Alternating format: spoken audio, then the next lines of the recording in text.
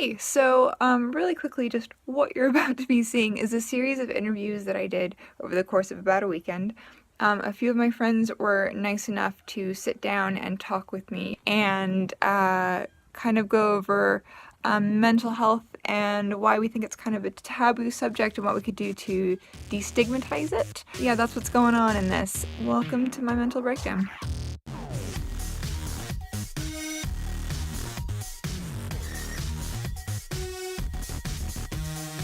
I've got questions. If you hear that someone has mental health issues, do you look at them any way differently than you do? I mean, in general, people always have this, like, how they face the world. People are always like, oh, everything's fine. So when somebody does come out and go, oh, I'm having this problem, the initial feelings of concern, how does this affect me or what can I do? I was talking to a friend, he was talking about seeing someone, so I asked, if he had, and he was like, oh, no, I haven't. Why? Why am I doing something? It can evoke a pity response in me. My first interaction with somebody with mental illness was when I was a kid. Back then, all we knew was it was mental retardation. He would wander around the neighborhood. All the adults would, say, kind of stay away from him because they were afraid of what he might do. And I kind of felt sorry for him because everybody would say, stay away from him. Me, I didn't always stay away from him. I would talk to him. Some of the other kids would tease him, but I was always friends with everybody. I think as much as they don't want to be felt sorry for, I think that's kind of the first instinct I have is to feel bad and want to help, but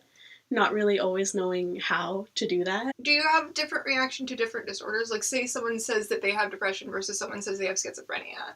Would that scare you? Oh my god! I mean, yeah, there's probably differences because, when depression seems like such a common thing, I think even, people in general, they see depression as like, oh, you're depressed, big deal even. But then, when you hear someone say something like schizophrenia or bipolar, you hear schizophrenia and it's like you kind of jump to, old movies and TV shows where it's like, oh, this person has multiple personalities and one of them's a killer. Somebody who has a mental illness such as a psychopath, I tend to, I would say, look down upon. Okay. I don't know if that's good. Well, there's a lack of empathy that is frightening. Yeah, there are some that do scare me. Okay. For the most part, I do try to be accepting of who people are. Yeah, I think so. I think honestly I'd be more inclined to still interact and be friends with someone with depression versus if you hear someone has schizophrenia, it's like, oh, I don't know. Things like that can be kind of scary and off-putting for people. Sure. Obviously I don't want those people to feel isolated and feel like they don't have people that they can be around and have friends and things like that, but at the same time it's I wouldn't know even where to start and how to interact and the severity of it. Yeah. I know a lot of times they have hallucinations, right, and it's I wouldn't want them to act out or be violent, and you don't know the severity of their hallucinations and what they're seeing and hearing and feeling. Aside from myself, do you know anyone with mental illness? I worked with a guy who had really bad PTSD. Mm. And that was, I felt really bad because, I didn't know. Yeah. And we worked in a warehouse.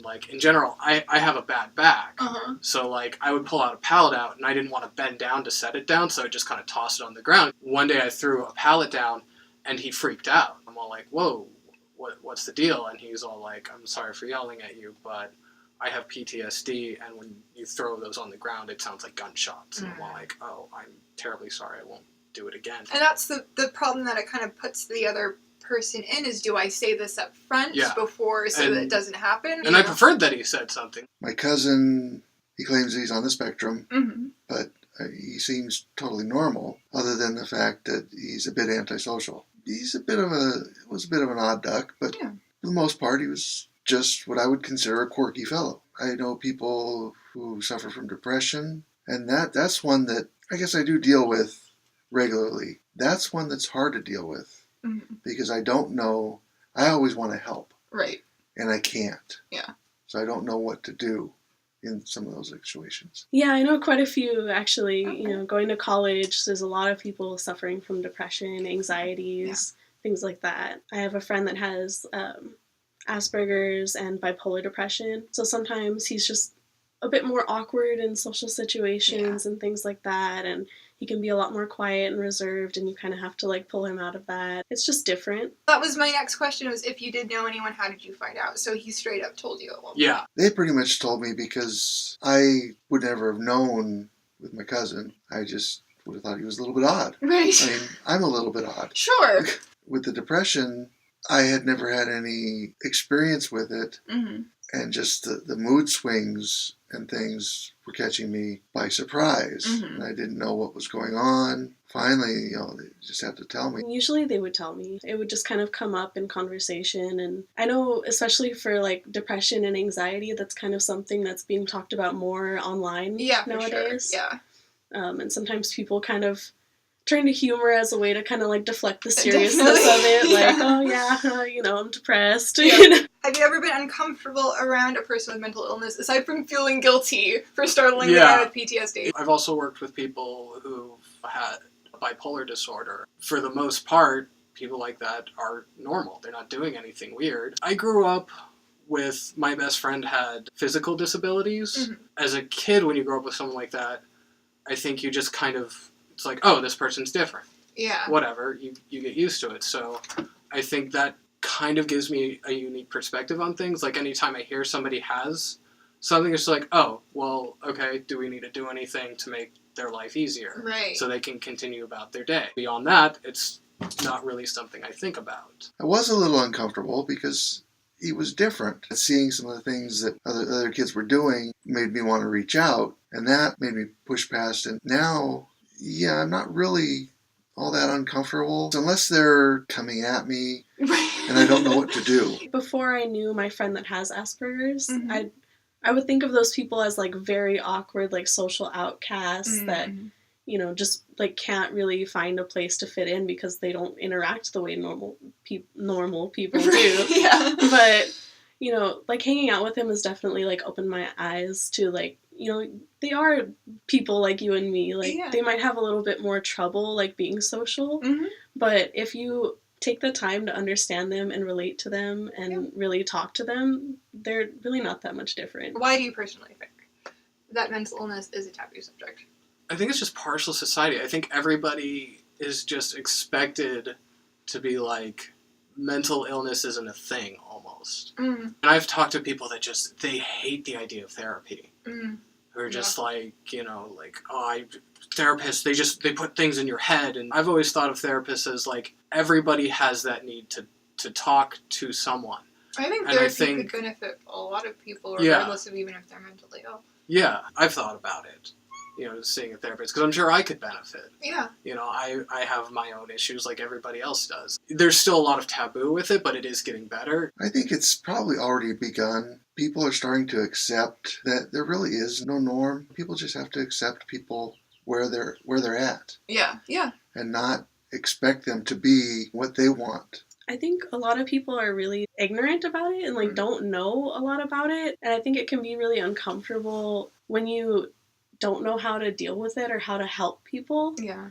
And I think a lot of times there's not a lot of safe places to ask questions and to Right. admit that like, hey, I don't know this. Can you teach me about it? Because Yeah. people get really offended if you don't know things, or if you ask a question, they might, find it offensive. There was a TED Talk that I watched a while ago, and I can't for the life of me remember the name of it, but it was a really cool talk because they talked about like when you have like a physical injury or something and you go to a doctor, like that's completely normal. Like no one would expect you to just like have your arm cut off and sit there with it. But if you have like depression or something, going and seeking help is like considered weird and taboo, and you don't talk about that. I think if you normalize it and normalize like getting help and learning more about it, I feel like people would be more comfortable talking about it. Maybe like people have an annual physical, maybe they should get an annual mental physical. That kind of comes around to what my last question was. What do you think we could do to make it less taboo? As stupid as it sounds, I think something like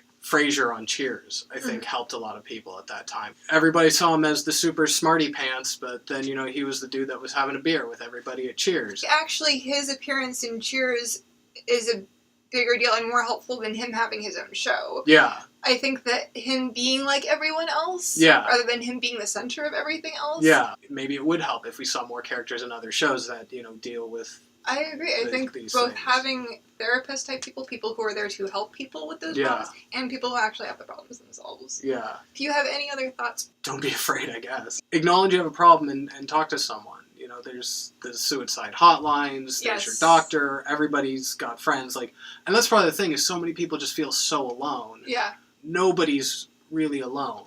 Somewhere there's someone that cares about you. When my best friend died, you know, a few years ago, that was like the lowest point in my life. One day I was just so down, so upset. My boss at the time had texted me and said, "Hey, how are you doing?" Yeah. And like that simple thing was enough for me to go, I'm down, but I'll be okay. I really am at a loss at that. I haven't really thought about why it is that people don't like to talk about it. Just people don't want to feel uncomfortable. They don't like things that are out of the norm. I don't think there is a norm. If people are considered in the norm, I consider them boring. Yeah. Talk about it like you would getting help for any other medical problem that you have. So I think what I was hearing mostly was that people really did want to help and kind of just didn't know how. And I think that really the first step in solving any of this would be to figure out a better way to educate other people on what they can do and what these diseases are and how they are not so scary and we're not so different. Yeah, so I don't know how to fix it, but I think that maybe that's what we're looking for, something in that area. I also want to say a huge thank you to Ken, Chris, and Morgan, who were nice enough to sit down with me and do this. You've been watching my mental breakdown. I can't really promote my vegan meat yet, as I'm not packaged yet. Dough Girl Pizza on the corner of Victory and Balboa in Lake Balboa is carrying Sebastian's vegan meats, and they are very satisfied with the reaction they're getting from it. That's awesome. If someone goes, you know, I'm gonna see my therapist, and you know, like, Oh geez. God, hear you. I'm sorry. There it goes again. God, thank you.